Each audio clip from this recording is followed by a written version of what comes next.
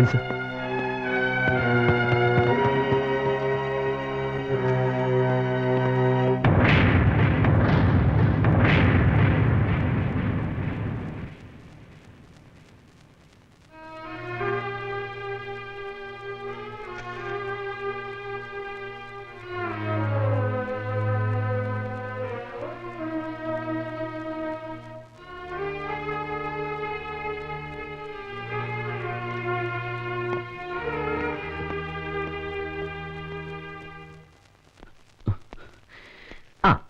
Commissioner ചത്തല്ലോ, ഇനി city ഒറ്റയ്ക്കങ്ങ് ഭരിച്ചോ. Sir please.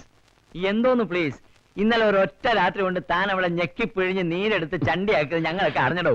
സർ ഇവിടെ വെച്ച് എന്നെ ഇൻസൾട്ട് ചെയ്യരുത്. എവിടെ വെച്ച് പറയണമെന്ന് ഞാൻ തീരുമാനിച്ചോളാം. സർവീസിൽ ഞാൻ സീനിയർ. ഞാൻ ചോദിക്കുന്നതിന് താൻ മറുപടി പറഞ്ഞാൽ മതി. എങ്ങനെയാണോ അവളെ കൊന്നത്?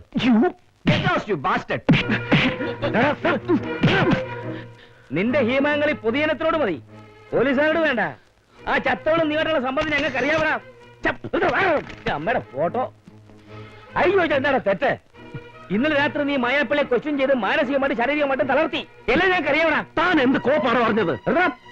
ഇതൊന്ന് കഴിഞ്ഞോട്ടെ, നിന്നെ കൊണ്ട് ഞാൻ ഇതിന് സമാധാനം പറയിപ്പിക്കും. ഞാൻ DGP ആണെങ്കിൽ ഇനി നീ കാക്കി വേഷം ഇടത്തില്ല. നീ സ്റ്റേറ്റ് പോലീസിൽ കാണത്തില്ലടാ. സാറിന് ഇത് തൊപ്പി അടിച്ചു വെച്ചിട്ട് ഒന്നുകൂടെ പറയാോ? തൊപ്പി അടിച്ചു അടിച്ച് കരണക്കുറ്റി ഞാൻ പൊളിക്കോടാ പന്ന.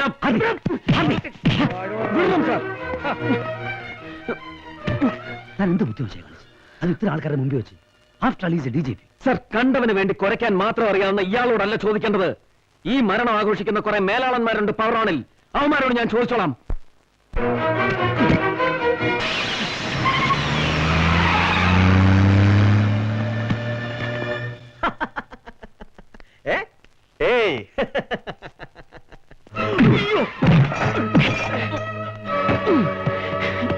എവിടെയാണ് പവർ ഓൺ സിൻഡിക്കേറ്റ്? ആദ്യം അന്വേഷിക്കുന്ന പവർ ഓൺ സിൻഡിക്കേറ്റുമായി യാതൊരു ബന്ധവും എനിക്കില്ല. പവർ ഓൺ പോയിട്ട് ഒരു മണ്ണെണ്ണ ജനറേറ്റർ വാങ്ങിക്കാൻ പോലുള്ള ത്രാണി എനിക്കില്ല. പിന്നെ ആരാടാ എന്നെ ഒന്നും ചെയ്തത് ഞാൻ പറയാം. തമ്പുരാൻ, തമ്പുരാൻ.